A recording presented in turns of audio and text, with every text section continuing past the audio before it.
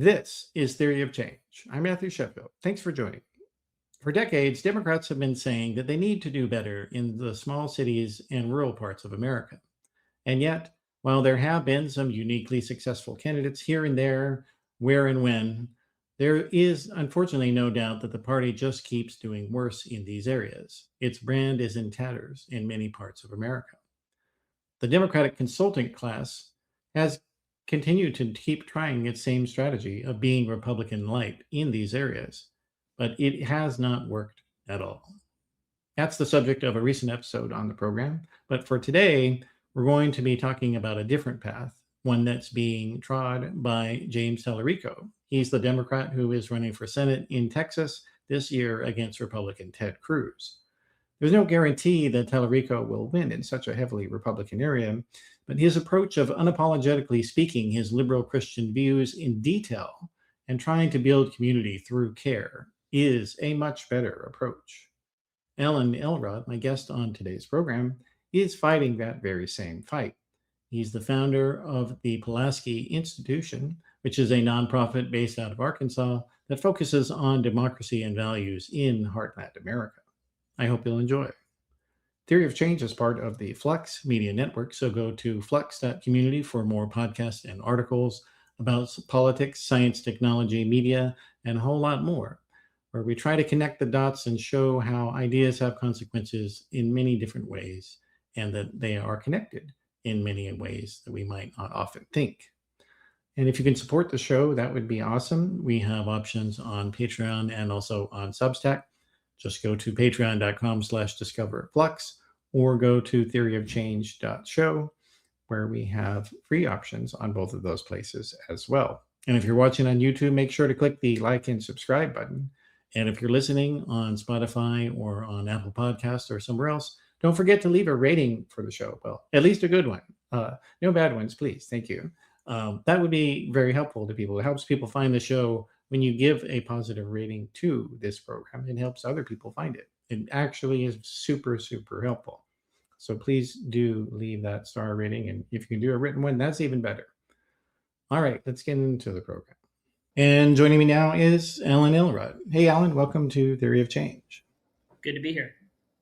Yeah, so you are joining me from Arkansas today, where you are doing good work with your organization, the Pulaski Institution. So what is that?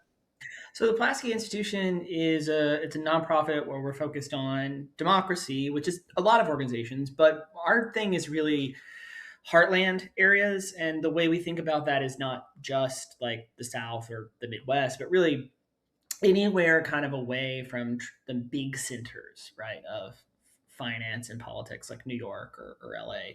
So, upstate New York, places like Buffalo, places like, Eastern Oregon, the Inland Empire in California. These are all places we think of as heartland places because they're places where the kind of sense of dislocation and angst towards maybe liberal democratic politics and status anxiety have all gotten heightened in our kind of cracking our commitments to sort of the norms of liberal democracy. And we're worried about that in the US as well as in places like Canada and France and Australia as well. So that's our idea. Pretty much everyone at the organization either grew up in a place like that or currently works in a place like that. And so we like to try to bring people in that have a kind of real life foot rooted in these places and bring that perspective. So that's the general focus we have. A lot of the work we do right now is sort of events oriented because we do a lot of things where we try to bring people together in a room and talk. But, if we get more money and have more funding, we're going to try to put out some research as well, kind of on the quality of democratic life in these places.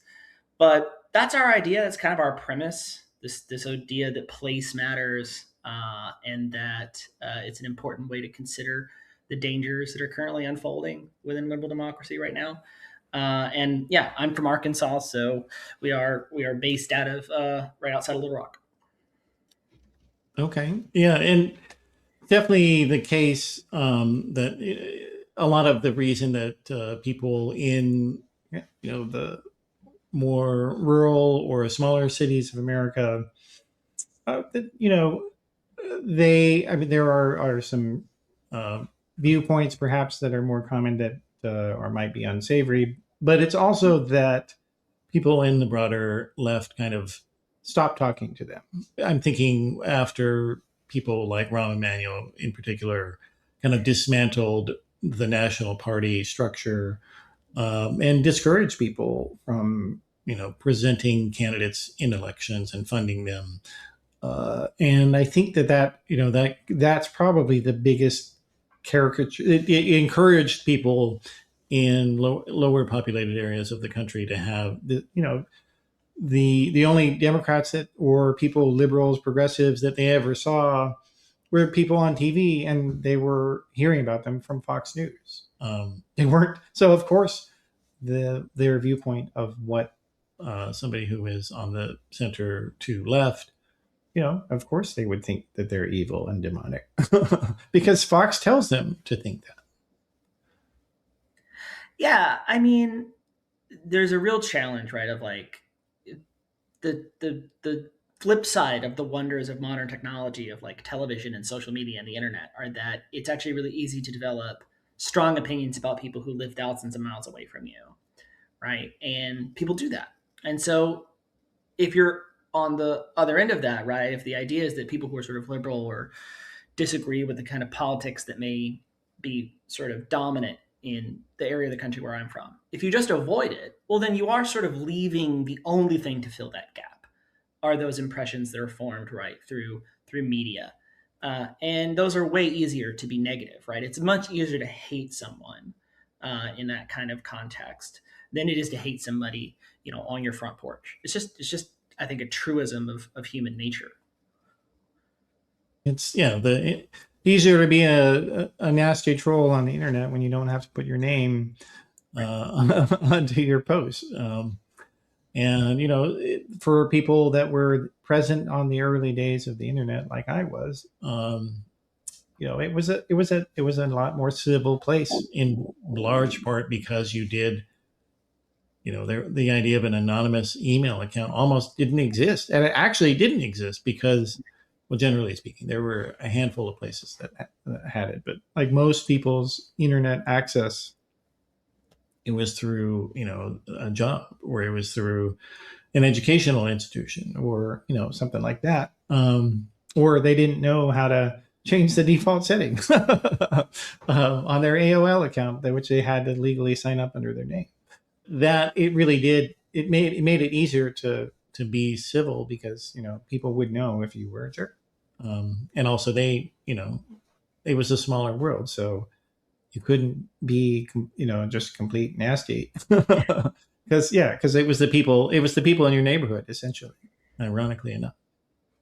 Yeah, and I think that's just a real problem in our politics in general now is as the way we interact with people increasingly becomes this like very mediated thing through it was through television, but now it's really more through social media than anything, right? As that happens more and more, as we're interacting less and less in person, I think there's to me there's very little question that that's also a real part of the core problem in our politics is like yes there are ideological problems at play, yes there's extremism, but there's also just the more generalized right like antisocial stuff that comes with if the bulk of your interactions with people who aren't maybe like your spouse, right, are all online and all the impressions you're getting are from TV and the internet, then even just like your ability to like conceive of people who you don't know as sort of like interesting full humans with thoughts and feelings, who are also part of this country, is just reduced, and I think it's really bad for us. Yeah, and this isn't even a political issue either, Yeah. because this is an example of something that I sometimes talk about on the show here. In philosophy, this is a lived version of the problem of other minds. That Mhm. we can't know with 100% certitude that anyone else's mind is real. Yeah. And so, but it's easier to think that they're real if you can see them physically, and be around them, because at the very least they exist. in, in one fashion or another. But yeah, that we're not real to people. And whereas, the stuff that people see in right wing media, which, absolutely does blanket. And I think that that's something that people who are, live in urban areas who, have, left leaning politics, they don't really appreciate that if you are outside of that urban area, you go to a bar, or you go to a coffee shop or something, big chances are it's going to be Fox on the TV, or it's Yeah. going to be Newsmax, or one of these other, or you're sitting there waiting for your car at the mechanic, and it's going to have Sean Hannity on the radio background because they don't, they're tired of listening to the same old music on the local radio stations, or they don't want to pay for Spotify or whatever it is. They want something more interesting, and so yeah, like this, it's just this constant sort of subtle brainwashing of people, in large measure because the left didn't bother to create popular media. They weren't interested. Yeah. Well, I don't want to get ahead of you, but this is one of the things, right? When I was writing last week at Liberal Currents about James Talarico, that I find so interesting and like both exciting and kind of provocative about him as a candidate is someone in our politics who is just really interested in like the other person as a full person, right? Because even on you mentioned it's not entirely ideological. Even I think on the more left side of our politics, there is a tendency for us to just not talk about the people who disagree with us, the kind of broad mass of people we conceive of as sort of our opponents, to not talk about them as full people. And I think, the moment we're kind of in right now, like if we don't get better at that that kind of muscle of genuinely thinking about other people who aren't like us or who don't live where we live or just who don't vote like us as full humans, we are going to have a really hard time pulling out of the tailspin we're in. Yeah, that's right. And Talarico is very good at that. And one of the other things that I think he does bring also to that is necessary to the American left is that, so I'm not religious myself. I don't have any particular belief, but I, I got over the kind of immature atheism, which is, this idea that, oh, well, if we just get rid of all religion, then humanity will be perfect and everything will be, hunky dory forever. Um, and that's, I eventually realized that's not true because you can be extremist atheist, a political extremist atheist. You can be an authoritarian, agnostic. Your personal stance on why does the universe exist actually has no necessary bearing on whether you're a sociopath. Yes.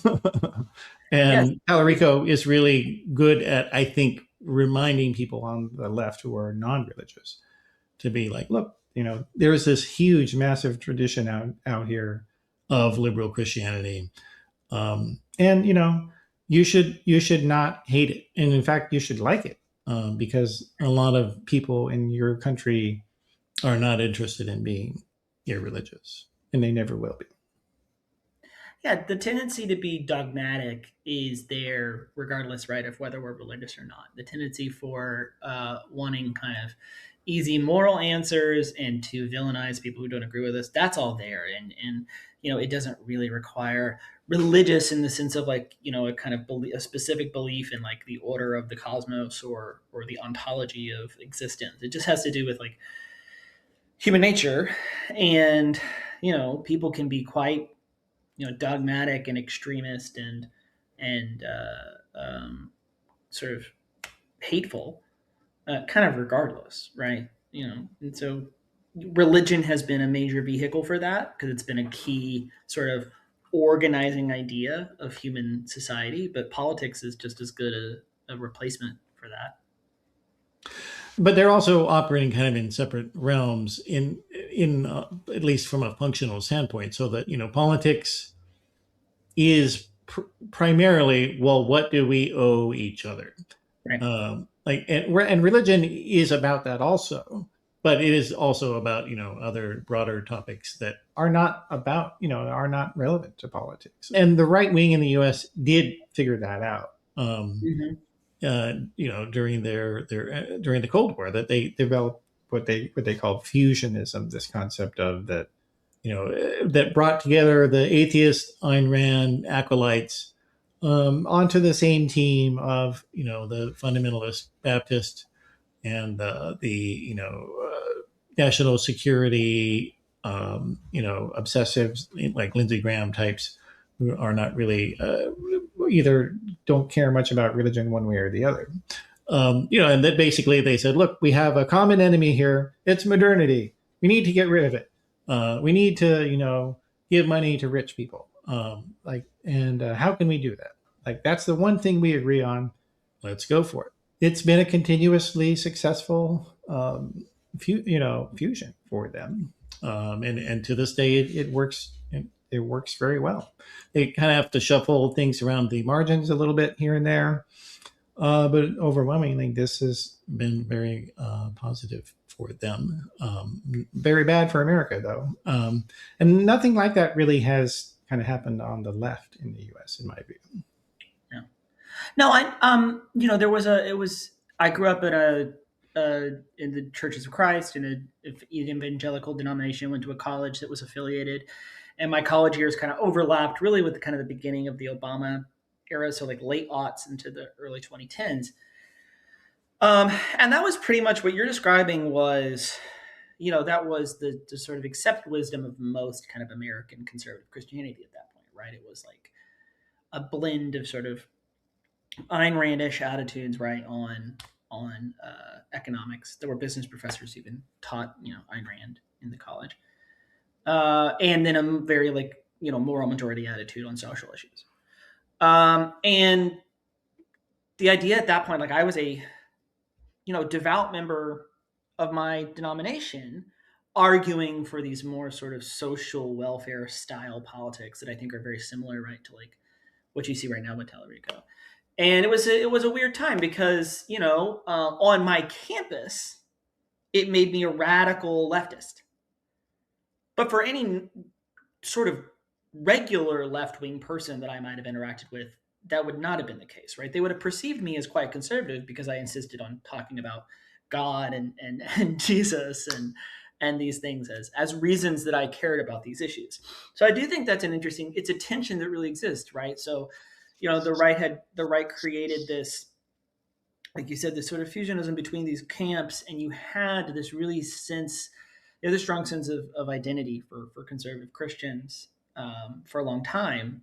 And then kind of not really a strong place, right? The Democrats would talk about God, and it was sort of I think a box ticking thing for a lot of them. I don't want to say that there wasn't devotion, because there were very devout Christians on the Democratic side, but just by the time we got to when I was in college, just by being a Christian, I was, I think, not really going to be seen by anybody outside the world of my like college and church as progressive. But because I didn't accept, right, the kind of compromise with right wing economics and sort of the Dobson movement of family values in politics, I was absolutely not accepted on my campus. I was seen as like heterodox and radical. So it's an interesting thing, and I think it's an opening that still really exists. I myself have much more complicated ideas about faith and identity now than I did then, but I think that window, I think even some of the energy around Talarico speaks to the fact that there's still ultimately a pretty big deficit of people who are willing to talk this way on the sort of progressive side of things. Yeah, it's a real failure of leadership, and I think a lot of it just simply is that for many of the elites, religion is just this irrational, stupid thing, and so they're like, well, I don't understand it. I don't want to hear about it. I'm not going to judge you for it. I don't want to even think about it. So don't talk to me about it, please. And then there are some people, who kind of, because of the way that a lot of Christians can be pushy and bullying with their proselytizing. There's some people who have an allergic reaction because of negative conduct that they experienced, as well. Like, I want to be fair to say that, because there is no question that a lot of Christians bully people and gaslight them and lie to them, in order to get them to convert. Like, that's a real thing. Yeah, I think there's an understandable trepidation that comes when people start talking about their faith that they're going to try to convert you. Um, I will say this, if someone tries to convert you, it depends on how they do it. It doesn't have to be an insult, right? Sometimes it can genuinely be just an affectionate thing. You can say, no, it's not for me. You can, but I understand the experiences that people may have had, right? Maybe they're former evangelicals or from other churches. Maybe they have that X, right, attached to them that it is like, they're working through their own really bad experiences growing up in a churched community, in a church life, or they're just don't want to be, evangelized to, and they're tired of it, which is also fair. Um, but at the same time, it's important to speak to people on a sort of values and identity level. And there are a lot of people for whom being able to talk fluently and fluidly about Christ and the Bible is actually pretty important for reaching them. Like, you're not you're not going to reach them if you can't talk about this stuff like it is something that you have, a legitimate handle on, and that you're not faking. Yeah. Well, yeah, I think that's true. And one thing that also I have to say in favor of Talarico is that, while he does understand that point, he also does make a point regularly to tell the Christian supporters of his that, look, you don't have to be a Christian to be a good person. You can have good values, for a variety of different reasons and from a variety of different traditions, or no religious tradition at all. What matters is what we owe each other, not how we get to that point. Yeah, and I don't want to wander too far afield, maybe from where you want to go in the conversation, but the evangelical world I grew up in, one of the biggest takeaways I still have in my politics is actually the understanding, and this came from people whose mindset was that they were trying to convert people, but the understanding that you don't actually reach people without having a relationship with them. And I think that is something that can be sort of universally and generally true, even outside of a religious context. You know, when I tell people when they're talking about politics, I encourage people. I say, and I've gone to events where people have asked me, like, what do I do about my like super MAGA relatives? Like, should I cut them off? And my answer is no, because you will not. There's no one you will reach in this world when it comes to trying to persuade them to see things the way you do, right? Or to change their mind about something. There is no one you're going to reach in that way who is not someone that you don't have some form of foundational relationship with to begin with. You don't actually reach strangers. That's not how human relationships work. You reach people that have a reason to trust you and open up to you and have the conversations that actually produce genuine change, right? And so that is something that my evangelical background has taught me and has stayed with me, is that, generally speaking, those little things that you do to build a relationship and cultivate a relationship, those little acts of like service and being willing to sort of stay in someone's life and stay connected to them and know what's going on in their life, those are actually the things that make it possible for you to still have like meaningful communication that might even change their mind about something. Without those things, it's just not going to happen. Yeah, and it's, to borrow the biblical phrase, "By their fruits ye shall know them." Is basically what you're talking about there. But again, to circle back on the philosophy, this is also people can see your mind, and they can see your concerns and your beliefs, that they are valid in some sense, even if they don't necessarily agree with them. They know that you're not trying to hurt them. You're not harming them. You often help them. So, like, if there's anyone who could see your mind as real, or your beliefs as valid, or your fruits as good, it would be those people, as you're saying. Yeah, and I think the trick is not to be dishonest. Don't lie to them about what you think, right? You can be very, I think, honest and open about the stuff that you think is bad, about even the stuff you think is immoral and reprehensible. Like, I'll never pretend with someone about how I feel about Donald Trump, right? And so those people don't have to, they don't think I'm lying to them. I'm not pretending that we agree in order to be friends with them, right? I am maintaining a relationship while also being honest. And that also helps, right? That's also an essential part of it. And I think that actually again comes back to the kind of evangelical thing of like, don't hide who you are, right? Don't pretend, don't hide your sort of beliefs. But at the same time, you know, don't turn them into a wall between you and the other person.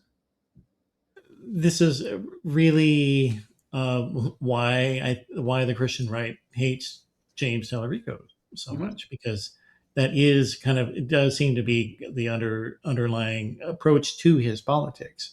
And then also, so they hate him for that Yeah. because he's practicing their ministry perspective better than they do. And also he is reminding people that, what this kind of Confederate Christianity, which is what I call it, that has taken control of the Republican Party, that this Confederate Christianity viewpoint has, up until only, just now, when they've kind of colonized and eaten away at a lot of the Protestant denominations, historically speaking, they're anti social welfare, anti dehumanizing rhetoric, supporting racism, and hatred for sex workers or other marginalized groups like that. This is not what Christianity tells them to do, and it isn't about reading the Bible a certain way or whatever. It's like the lived practice of Christianity throughout the world does not support the social policies and the exclusionary and hateful, bigoted way that they conduct themselves, and they know that. They do. Yeah, what Talarico understands is I think a very powerful truth that is not even limited right to Christians, but to people of faith and of frankly of sort of visionary liberation politics over millennia, which is that living out your values and understanding that the stories we tell about the human experience are incredibly powerful things, and that actually you can break through a lot of walls and you can reach a lot of people with those two things, with this with living out your actual values, right, with bearing the sort of like you said, bearing the fruit of your actual beliefs, and understanding the power of the human experience as a story, right? Understanding that that's an incredibly powerful story for people if you focus in on the things that actually bring us together, the things that lift us up, and that's something that some of the most effective and meaningful faith leaders have understood. Is something that some of the most effective and meaningful organizers in human history have understood, right? And politicians. And Talarico seems to really grasp that. And of course they hate it because that's scary because it's effective and it works and it breaks through with people who might otherwise never listen. And it breaks through with people who aren't supposed to like someone like James Talarico, right? It doesn't, like, I'm not going to sit here and predict that James Talarico will flip Texas. That's bold. But it doesn't shock me that he's breaking through in polls in ways that we haven't seen someone do, because he is compelling. And it is compelling to see someone be authentic and to have someone see people for people and to understand that the human story is a powerful thing and to deploy it that way. Yeah, I do want to be fair to people who might have a more negative viewpoint about Christianity in general. That, like, it is true, absolutely, that I guess, maybe when I'm saying the historic beliefs, we're talking like post-liberalism of Christianity. Like, Christianity did have to reconcile itself with liberalism, and but that took place quite a while ago. To be fair to Christians, and and that's also, this is a dynamic that's also not just in Protestantism, but it's also in Catholicism as well. The Pope, as people probably know, that is often critical of Donald Trump's policies and locking people up and trying to impoverish people and give welfare to billionaires. This is all consistent through line of Catholic social teaching, and people like J.D. Vance, they know that, and it also upsets them as well.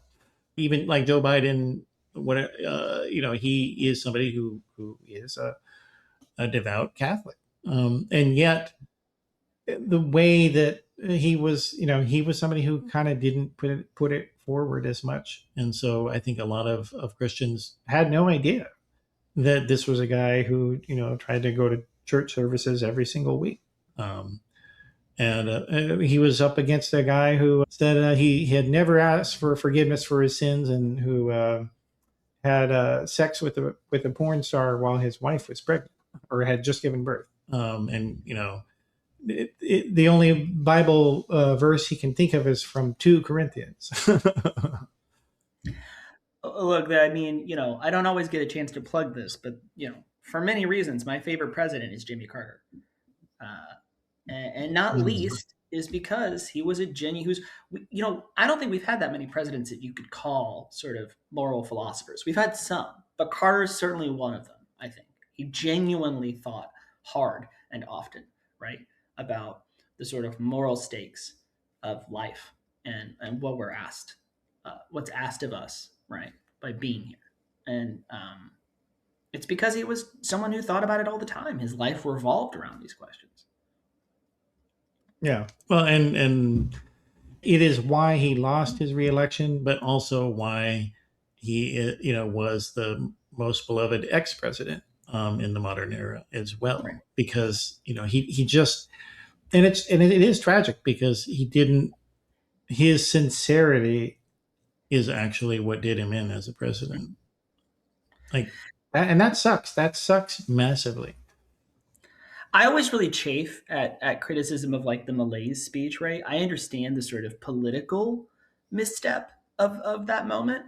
But, I think a president that's willing to look the American people in the eye and say, hey, we're actually like, we're giving into a lot of the worst aspects of our nature right now. And we really need to get it together. Like, very few presidents have had, I think, the political courage to say and I'm not going to lie to you and tell you that everything's perfect right now. Exactly. Like that was the other thing. Yeah. And then of course you had the Reagan people secretly working with Iran to not release the hostages. That perhaps that impacted things for him as well. Gotta say that. And here we are again with Iran and Republicans. Actually, now Trump is subsidizing the Iranians because he removed the sanctions on their oil. Yeah. So he's bombing them and giving them money at the same time. Yeah, if we ever needed proof that there's no actual sort of like moral center to this war, it's the idea that we're simultaneously bombing them, including sort of outsourcing bombing decisions to potentially like AI bots, and then we're lifting sanctions at the same time. So, if we ever needed proof that there's no clear kind of like purpose to this conflict other than, Trump would really like to blow up some people in the Middle East, there it is. Yeah. And get people not to think about Jeffrey Epstein. So, but we won't forget that. Yeah. So you mentioned your own background in, let's circle back to that though, because, there after World War II was a really unique, unfortunately unique moment in American history, because this was, authoritarianism and, oligarchy, dictatorship, whatever label you want to put on it. It only can win in a democratic system when conservatives feel so scared of social change that they ally themselves with authoritarians. Mhm. And after World War II, that generation, they had personally learned what happens when you do that if you're a conservative. And so the conservatives of that era, like Dwight Eisenhower or like Earl Warren, they had learned that lesson that, having a society that supports its own and spends on its people's future and invests in the public, that's a good society. And that also filtered into American Protestantism as well. Like a lot of the biggest world institution builders, the UN and a lot of other international agencies, were built by liberal Protestants who believed that they were serving God by doing this, and that they were, helping to prepare the earth for Jesus in one way or another, or just making it better because they had that obligation to serve the poor Yeah. and the downtrodden. I mean, I think it's so important for people to understand this is, and I actually kind of want to, I would honestly even expand what you're saying and use it as a way to talk about American history at an even wider lens, which is it's really important, I think, to push back on this narrative that Christianity can only be or has only ever been, right, this kind of conservatizing or even reactionary force in American politics. Because liberal Christians and progressive Christians have played a crucial role at multiple moments in our history, right? What you're describing right there is absolutely true.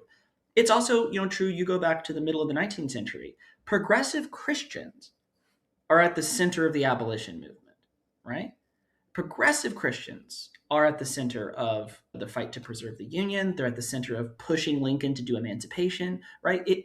They're also at the center of, right, the later reforms that come to protect workers, to get rid of, child laborers, right, at the end of the 19th century and the turn of the 20th. I think we do both ourselves and our country and Christianity itself, our politics, a big disservice, right, when we tell a story that doesn't include the progressive and incredibly important reformist side of Christianity in our politics, and how often, really Catholic and Protestant, really public minded Christians have been crucial to building important institutions, to making big change, right? It's also been, like we have acknowledged already in this conversation, right? There's reactionary stuff, right? But that role, at certain key moments in American history of Christians building liberal, small L liberal institutions and fighting for human and civil rights, that's a really important part of our history that we should emphasize.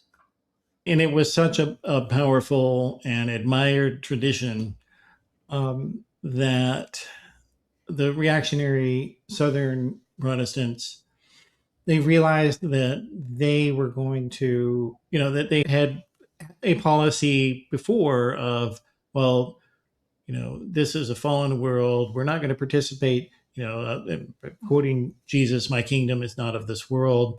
We're just going to focus on, taking care of our own and spreading the gospel in foreign lands. And eventually, you had Brown versus Board of Education come down, which, of course, these guys were very much in favor of segregation. And they began realizing that liberal Christians are doing so many big things.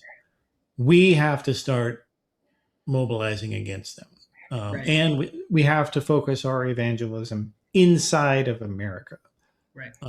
And so they began, creating just a ton of organizations, like the Fellowship of Christian Athletes and, lots of different college ministry focusing on stealing the members of other churches. That was the goal. Taking people away from mainline Protestantism, taking them away from Catholicism, taking them away from more progressive or apolitical evangelical congregations. and setting up publishing houses and setting up, just, I mean, what they did from an institutional standpoint was incredible, and investing just massive amounts of money in radio and television, Oh yeah. and because they realized, if we don't advocate for our belief of Christianity, there will be no Christians who agree with us, and our viewpoints will be extirpated, um, from politics and from religion. And we cannot allow that to happen. So we will spend all that we can to spread our version of events and our theology and our politics. And you know what? It's been incredibly successful. They have basically colonized, the minds of so many American Christians now. Like, and you see it in the polling, like, and even colonized Republican minds. Like Republicans who were not Christian at all. Like, it's just incredible, and even beyond just like the theology or the political viewpoints. Like I remember Sean Hannity one time on his radio show, he had said, "I'm a guy from Long Island. I didn't grow up with country music. I hated it. Yeah. But you know what? These guys have good values, so I think I'm going to like country music now." He literally said that, and you're seeing that with Trump also. Like, people are identifying as evangelicals, who never go to church, know nothing about evangelical theology, but they know that a lot of Republicans are evangelicals, so that's what they're going to be too. Yeah, and I mean, that's a whole other conversation. As a Southerner who loves a lot of folk and country, like, sorry, there's a whole strong tradition in those music genres as well of anti-establishment and progressive and provocative art, right? No, but I think I growing up evangelical, I was someone whose household, like, I got to experience everything. I had very sort of like open-minded parents, and there was a lot of like I watched like normal media, but what you were saying, like, the success on the Christian right of building this kind of world it was so complete, right?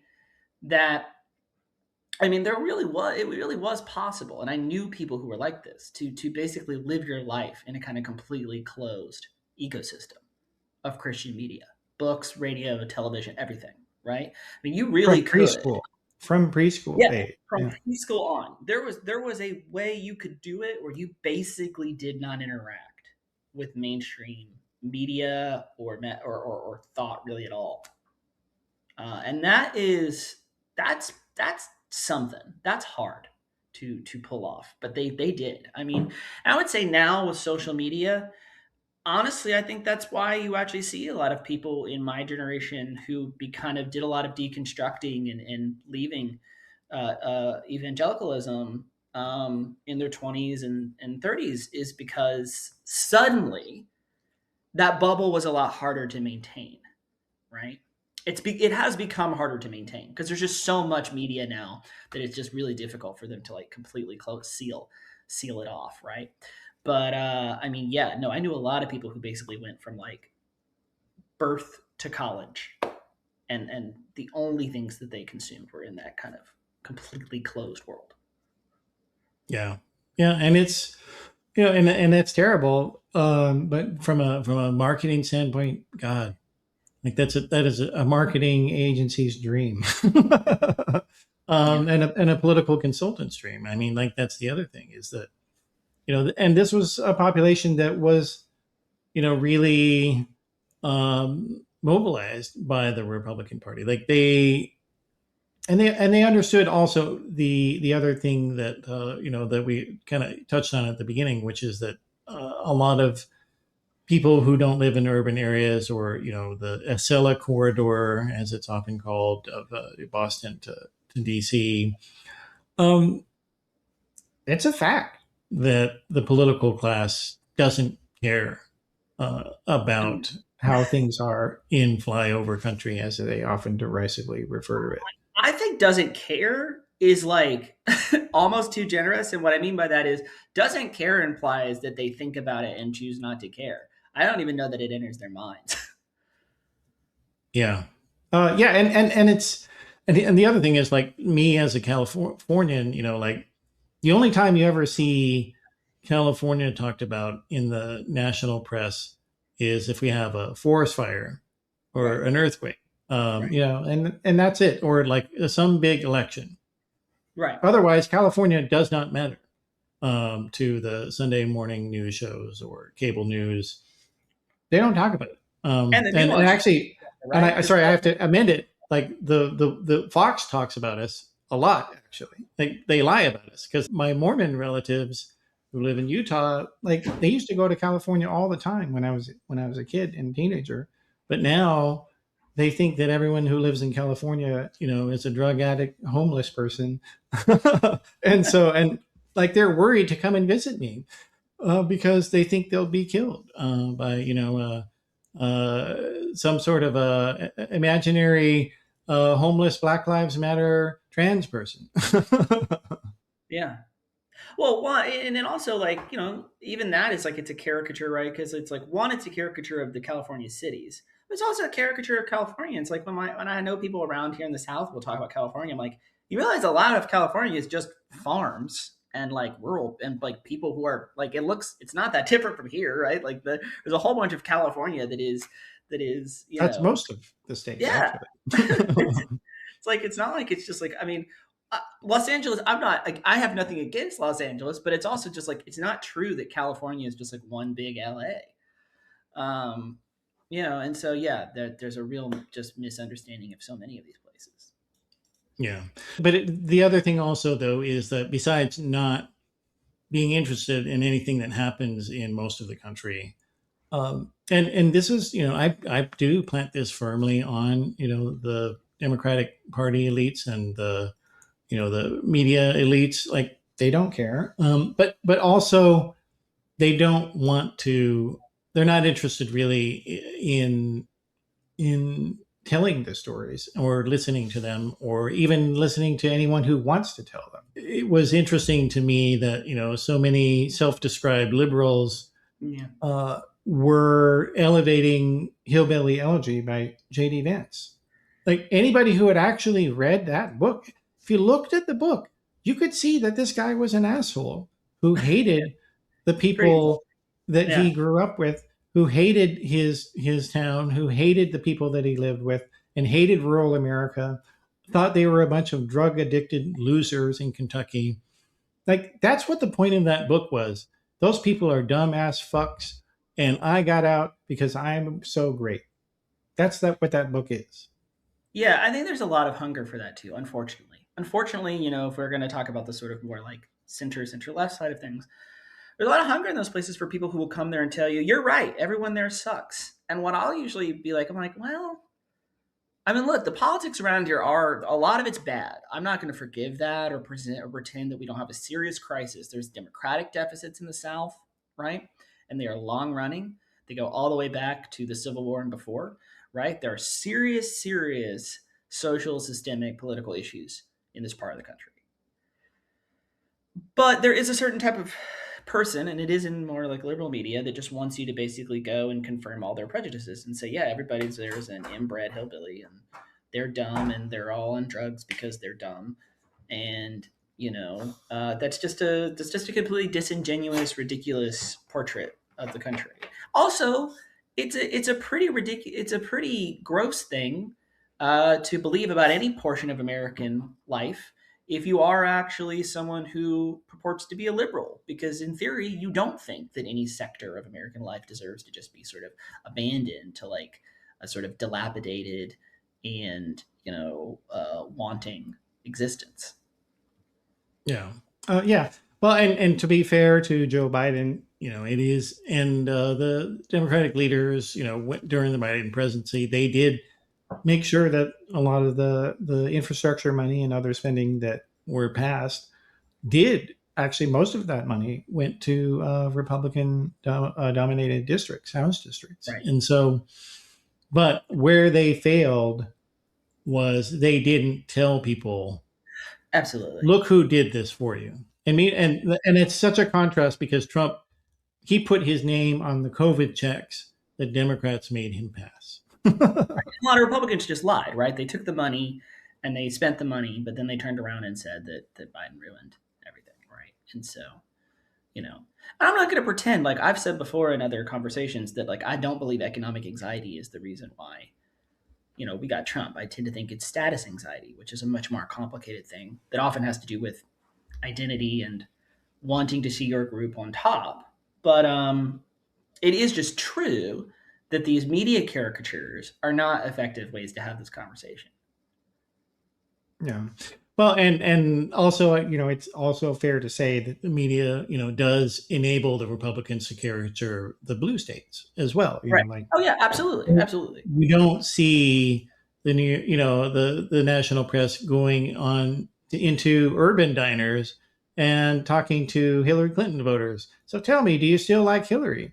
Tell me, do you still like Kamala Harris? Like, they don't do that. There is a certain pathology to the way that liberalism conducts itself, I think, that they don't take care of their own. They don't want to take care of their own. They have a lot of the elites have kind of an abstract sense of a duty to society, which is good. Like, we want that, right? But in Right. terms of helping the actual people who exist, and the people who you can see, and the people whose money you can help, your money can help, they're not good at it. And and it's a huge contrast. And I have personal direct experience with this, that like when I was in college, I started an anonymous website with my brother called ratherbias.com, attacking Dan Rather.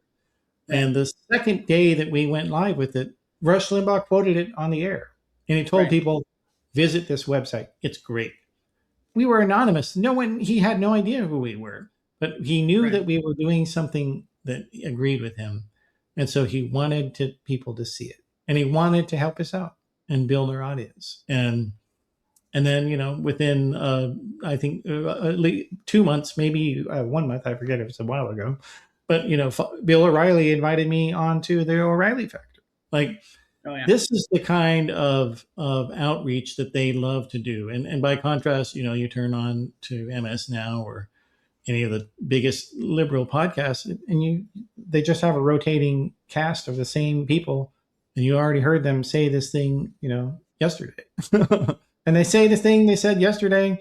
And it's like, yes, we don't have the oligarchs handing out wingnut welfare, but the people who are the media bigwigs on the right, they help people build an audience. And it isn't even just in media too. Like Charlie Kirk's group. Charlie Kirk was literally a college dropout who was 19 years old, and they threw tens of millions of dollars at him. And he had not proven anything. He had no brand. He'd never done a damn thing in his life. But they knew this guy was smart and he worked hard. And that was enough. And that was enough to help him out. And then, he took that money and started chapters and put programs and events and books and, newspapers. Like, every campus in America has a right-wing student newspaper. Yeah. Because they value, and it is that evangelical mentality. They do it in every single place they do. And then outside of media, it's also like when you look at Hispanic Protestants, this is a group that is majority evangelical now, and it's majority voting Republican, because people who are recent immigrants to the United States, they don't have a network, they don't have friends, they don't have family, but there is a church that is out there that says, here's some money and here's a community, and we're gonna brainwash you. Yeah. I think the kind of my sort of like condensed interpretation of that is just that we need a more is more mentality, right? Like it's there's not a finite pie or anything like that. Like, more is more. The more voices we can bring out, the more people we can promote, the more we can cultivate the kind of politics we want to see and the conversations we want to be having. I think it's just important for us to have that attitude. And I think in terms of getting out of the moment we're in, we're going to have that attitude, right? It's going to take a lot of people. So I think a sort of more is more view of things is sort of the way to do it. Yeah, to have an idea that a rising tide lifts all boats, that it's, and that people on the left rightfully believe in the fiscal multiplier, but there is also a personal multiplier, that when you help others build your political beliefs, you win. Like that's how you promote your beliefs, is that you help people who believe them help you. That's really what it comes down to. And it is something that besides just kind of the evangelical urge, there is a real economic value that a lot of these right-wing churches are providing to their members. And we can rightfully criticize their hateful beliefs and bigotries and terrible voting patterns and whatnot, but when I was a Mormon, they have a massive food distribution center that any Mormon can go to. If you don't have a job and you need food, they'll give it to you, and and they'll make you work in the warehouse to pay it back. But they don't tell you, we're not going to help you out. And right. And all of these, and it's, and I think a lot of the right-wing religions are doing that. And that's something that is missing for the secular left. The government can't step in every single way, at least because of how Republicans have cut government to the bone in this country. Like, we need universal basic income, but we don't have it. And so, but there also has to be a place where people can learn about positive values. And right now, I don't see anything besides liberal religious denominations that is really doing that at all anywhere. I think when we talk about why it is hard for people to leave sort of their communities on the right, this is a big part of it, right? There's genuine support networks and relationships and things that make it hard to walk away, or scary, right? Even if they want to walk away, sometimes they make it maybe hard to want to walk away in the first place. And even if you do want to walk away, they make it frightening. So I think we do have to have an understanding of that, and that the only, the kind of broader approach that's very compassionate and generous, and again, that sort of more is more mentality, I think is essential to breaking through with people and giving them a path out that feels viable. Yeah, and making sure that people are included in America. Yeah. That the idea that that we are America, not just us, here in this conversation or here on the political left, but everybody. We're in this together, whether we like it or not. There's that the famous line from the poet W.H. Auden. We must, and it was LBJ, who put it in his ad, the famous Daisy ad, that we must love each other or we must die. And Donald Trump and Peter Thiel and all these other right-wing fanatics, they do want us to die. They do. And so you can only defeat that hatred with actual love. I mean, I can't top Auden. I don't know. I can't top W.H. Auden. Well, all right. Well, then how about you tell people how to stay in touch with what you're doing, Alan? You can always go to my organization's website, pulaskiinstitution.org. You can follow me anywhere you want. I'm probably the most active on Blue Sky, where my handle is Elrod. And you can see my full name is Alan Elrod there. I'm on LinkedIn and other places as well, where I'm posting a lot about the stuff we're doing. The next big thing we're doing is a conference in Charlottesville, Virginia, called For Good, which is focused around a lot of things we talked about just now, right? This idea of like how liberalism can really engage big questions of sort of ethics and virtue. And that is free. You have to register, but it is free. So come if you want to that. And that's in May. And if you can't make that but want to try to stay in touch with us for future things, like I said, follow me there or go to the website. All right. Sounds good. It's a good conversation. Thank you so much. All right, so that is the program for today. I appreciate you joining us for the conversation. And you can always get more if you go to theoryofchange.show, where we have the video, audio, and transcript of all the episodes. And if you are a paid subscribing member, you have unlimited access to the archives. But we do have free subscriptions as well if you can't afford that.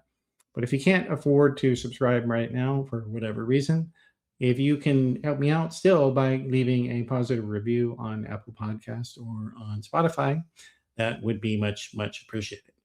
And if you're watching on YouTube, don't forget to click the old like and subscribe button so you can get notified whenever there's a new episode. Thanks a lot. I'll see you next time.